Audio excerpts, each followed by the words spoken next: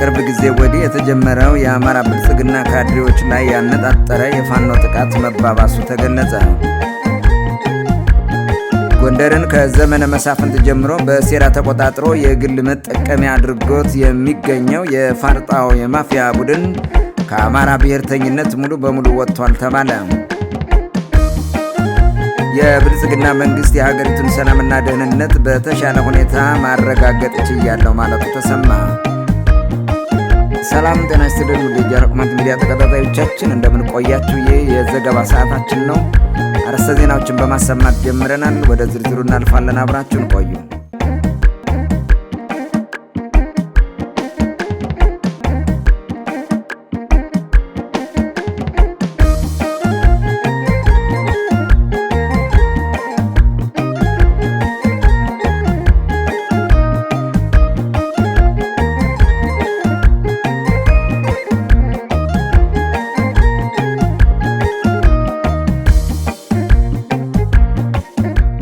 ከቅርብ ጊዜ ወዲህ የተጀመረው የአማራ ብልጽግና ካድሬዎች ላይ ያነጣጠረው የፋኖ ጥቃት መባባሱ ተገለጸ።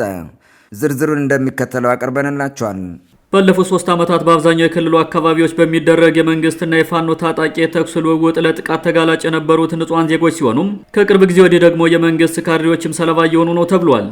ትላንት ምሽት ሚያዝያ 20 ቀን 2018 ዓ.ም በሰሜን ጎጃም ዞን ሰሜን ሜጫ ወረዳ መራዊ ከተማም የፋኖ ታጣቂዎች ወደ ከተማው ዘልቀው በመግባት በፈጸሙት ጥቃት ቁጥራቸው በውል ያልታወቀ የወረዳው አመራሮች መሞታቸው ታውቋል። ፋኖ ከመንግስት ጋር ውጊያ እንደጀመረ ከተሞችን እየተቆጣጠረ ንብረት ከማውደምና ለንጹሃን ዜጎች እልቂት ምክንያት ከመሆን ያለፈ ለመንግስት ትልቅ ስጋት አልነበረም የሚሉ አስተያየት ሰጪዎች በቅርቡ ከሻቢያና ከህወሓት ጋር ግንባር ፈጥረናል ብሎ ካወጀ በኋላ ግን ስልቱን ቀይሮ የመንግስት ባለስልጣናትን ማጥቃት ጀምሯል ይላሉ። 2018 ዓመተ ምህረት ከገባ ወዲህ ብቻ በቅርቡ በደቡብ ጎንደር ካድሬዎች ላይ የተፈጸመውን ጭፍጨፋ ጨምሮም በሁሉም የክልሉ አካባቢዎች በመቶዎች የሚቆጠሩ ከዝቅተኛ እስከ ከፍተኛ አማራ ብልጽግና አመራሮችና የጸጥታ ኃላፊዎች መገደላቸውን ያወሱት አስተያየት ሰጪዎች ምናልባት ፋኖ ከሌሎች ኃይሎች ጋር በፈጠረው ግንኙነት ምክንያት በክልሉ ባለስልጣናትና በጫካው ታጣቂ መካከል የነበረው የውስጥ ለውስጥ ግንኙነት የመበላሸት አደጋ ገጥሞት ይሆናል ሲሉ አስተያየት ሰጥተዋል። ፋኖ ከብልጽግና ጋር ተጣልቶ ራሱ ባስታጠቀው ጠበንጃ ተመልሶ መውጋት ሲጀምር እንደ ግርማ የሽጥላ ያሉ ትክክለኛ የብልጽግና ሰዎችን በስራ ባልደረቦቻቸው ጥቆማና አመቻችነት ለይቶ ሲያጠቃ የነበረበትን ስልት አሻሽሎ ወደ ጅምላ ጥቃት መቀየሩም እውነትም በጫካው ፋኖና የመንግስትን ስልጣን በጨበጠው የአማራ ብልጽግና መካከል ልዩነቱ እየሰፋ መጥቷል የሚለው ጩኸት እየበረታ መጥቷል። ጃኖቅማንት ሚዲያ ከሰሞኑ ሲዘግብ እንደነበረው ክልሉን በትርምስ ቀጠና ውስጥ እንዲቀጥል ያደረጉት የአማራ ብልጽግና ባለስልጣናት በጸጥታ ኃይሉ ጥረት ክልላችን ወደ አንጻራዊ ሰላም ተመልሷል ባሉ በማግስቱ በሰሜን ጎጃም ዞን ሜጫ ወረዳ የመንግስት ካድሬዎች በፋኖ ጥቃት ተገድለዋል ተብሏል። ብልጽግና ፋኖ ከህወሓትና ከሻቢያ ጋር የጀመረውን ግንኙነት አንቀበልም በሚል የጫካ ህይወት ሰልችቷቸው ለመንግስት እጅ የሚሰጡ ፋኖዎችን ተጠቅሞ ፖለቲካ ለመስራት ቢሞክርም ከተራ ፕሮፓጋንዳ ያለፈ መሬት ላይ ለውጥ ሊያመጣ አልቻለም። ጃኖቅማንት ሚዲያ በተደጋጋሚ እንደዘገበው ፋኖ ወደ ተለያዩ የክልሉ ከተሞች በመግባት በሚፈጽመው ጥቃት በርካታ የህዝብና የመንግስት ተቋማት ወድመዋል፣ ንጹሃንም ተገድለዋል። አሁንም ችግሩ ተባብሶ ቀጥሏል። የክልሉ መንግስት የጸጥታ ኃይሉ በወሰደው እርምጃ አንጻራዊ ሰላም መጥቷል፣ የልማት ስራዎችም ተጠናክረው ቀጥለዋል ቢልም እውነታው ግን አሁንም በርካታ የክልሉ አካባቢዎች በታጣቂዎች እጅ እንደወደቁ ሲሆን በሚሊዮን የሚቆጠር ህዝብም ከትምህርት፣ ከጤና፣ ከግብርና፣ ከትራንስፖርትና መሰል ማህበራዊ አገልግሎቶች ከተለያየ ሰነባብቷል። ትላንት ምሽት በሜጫ ወረዳ ባለስልጣናት ላይ ተፈጽሟል የተባለው ጥቃት የወረዳውና የዞኑ ኮሚኒኬሽን የፌዴራልና የክልል ባለስልጣናት በመራዊ ከተማ በመሰራት ላይ ያሉ የልማት ስራዎችን ጎበኙ የሚል ዘገባ ካሰራጩ ከሰዓታት በኋላ ሲሆን ስለ ጉዳዩ ከዞኑም ሆነ ከክልሉ መንግስት እስካሁን የተባለ ነገር የለም። የክልሉ ኮሚኒኬሽን በትላንትናው ዕለት በመራዊ ከተማ የተደረገውን የባለስልጣናት የስራ ጉብኝት ዛሬ ከሰዓታት በፊት በራሱ የፌስቡክ ገጽ የለቀቀው ሲሆን ብዙዎች በክልሉ ኮሚኒኬሽን የተሰራጨው ዘገባ ቀኑ ስላልተጠቀሰ አካባቢው ሰላም ነው ለማስባል የተጠቀሙበት ዘዴ ሊሆን ይችላል ሲሉ ግምታቸውን አስቀምጠዋል። ጎንደርን ከዘመነ መሳፍንት ጀምሮ በሴራ ተቆጣጥሮ የግል መጠቀሚያው አድርጎት የሚገኘው የፋርጣው የማፊያ ቡድን ከአማራ ብሔርተኝነት ሙሉ በሙሉ ወጥቷል ተባለ። በየዘመኑ ከሚመጣው መንግስት ጋር እየተለጠፈ የሚሄደውን ደግሞ እያወገዘ ስልቱን በመቀያየር ጎንደርን በተለየ ሁኔታና ሌሎች አካባቢዎችን በጠቅላላ በህቡ የማፊያና የምዝበራ መረቡ ስር በማድረግ የጥገኝነት ስራውን ሲያከናውን የቆየው በተለምዶ የፋርጣ ማህበር በዘመኑ ቋንቋ ደግሞ ስኳድ የተባለው ማፊያ ቡድን በአሁኑ ወቅት የአማራ ብሔርተኝነትና ፋኖነት ከጥቅም ገበያዬ ስላስወጡኝ በሚል እርግፍ አድርጎ እንደተዋቸው ተሰምቷል። የማፊያው ቡድን ከአማራነት ብሔርተኝነት ንግዱ የወጣው ሰኔ 15 ቀን 2011 ዓ.ም ባህር ዳር ላይ ዋና ዋና መሪዎቹ በጄኔራል አሳምነው ጽጌና በጎጃም ባላንጣው ከተገደሉበት በኋላ መሆኑ ተረጋግጧል። የባህር ዳሩ ሰኔ 15 ጥቃት የማፊያ ማህበሩ ላይ ባደረሰው ትልቅ ስብራት ከፍተኛ ግራ መጋባት ውስጥ ወድቆ የቆየው የስኳዱ ቡድን የአማራነት ብሔርተኝነቱን በመጣል የጎንደር ብሔርተኝነት ውስጥ ገብቶ ጎንደር የሚባል ክልል ለማቋቋም ከብልጽግና መንግስት ጎን ተሰልፎ እየሰራ መሆኑ ተሰምቷል።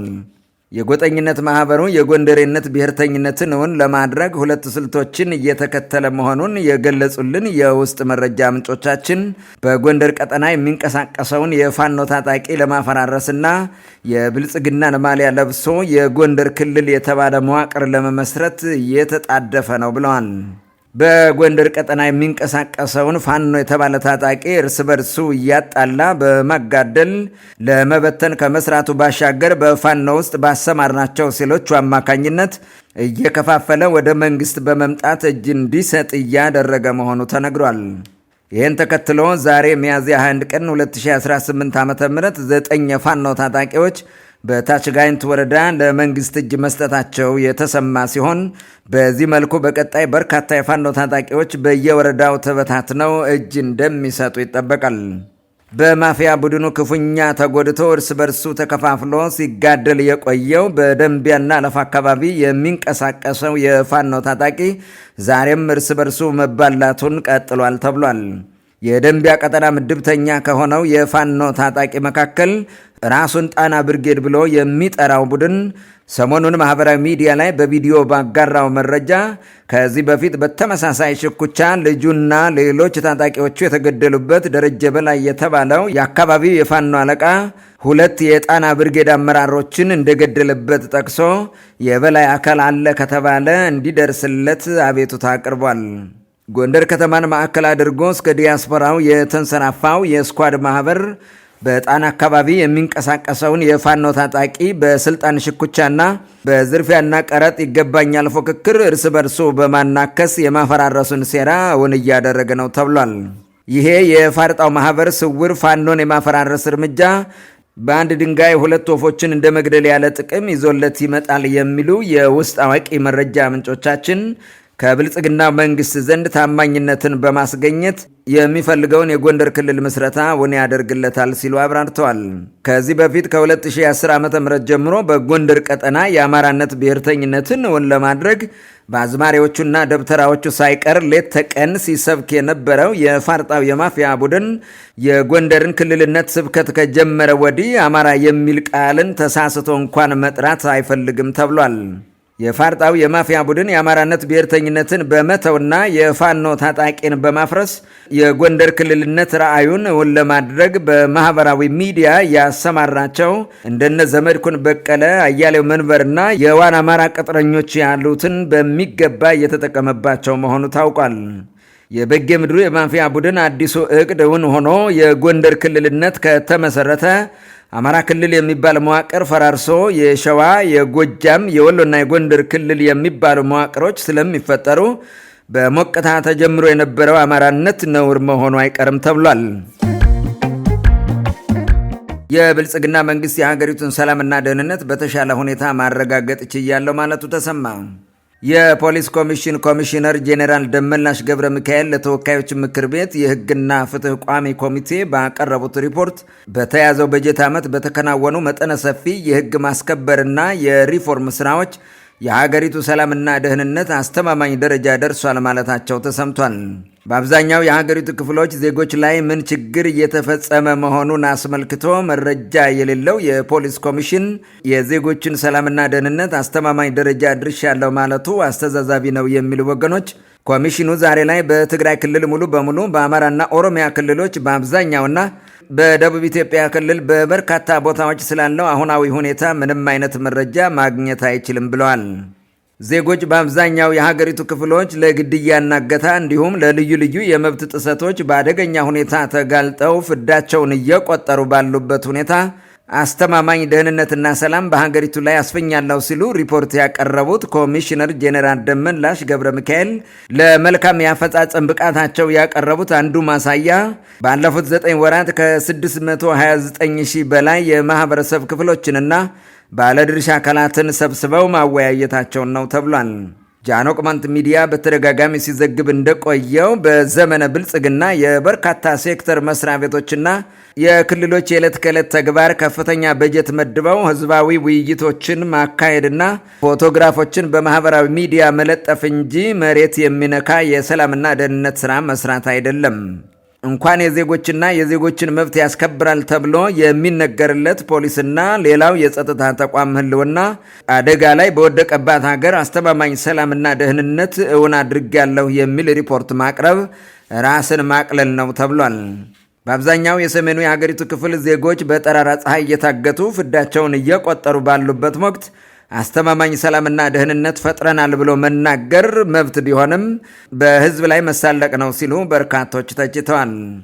በጋምቤላ ክልል ዜጎች ከደቡብ ሱዳን ተነስተው ድንበር ጥሰው በሚገቡ ታጣቂዎችና በክልሉ ውስጥ በሚፈጠሩ የጎሳ ግጭቶች በርካታ ንጹሐን ለሞትና ለአካል ጉዳት እንዲሁም ለንብረት ውድመት እየተዳረጉ መሆናቸው አይዘነጋም።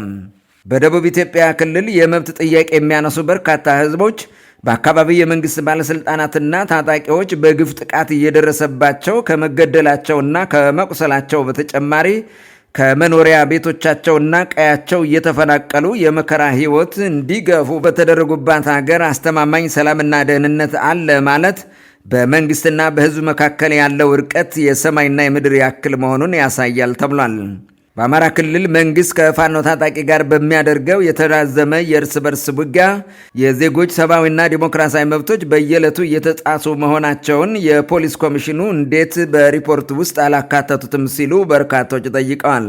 ኮሚሽነር ጄኔራል ደመላሽ ገብረ ሚካኤል ቸር ተመኝ ቸር እንድታገኝ በሚለው የብልጽግና ወንጌል ስብከት መሰረት ነው የሌለን ነገር እንዳለ አድርገው ያቀረቡት ሲሉ የሚቀልዱ አካላት የኮሚሽነሩ ሪፖርት የአንድ ቅን ዜጋ መልካም መግለጫ እንጂ አሁን አገሪቱ ውስጥ ያለውን እውነታ አያሳይም ብለዋል።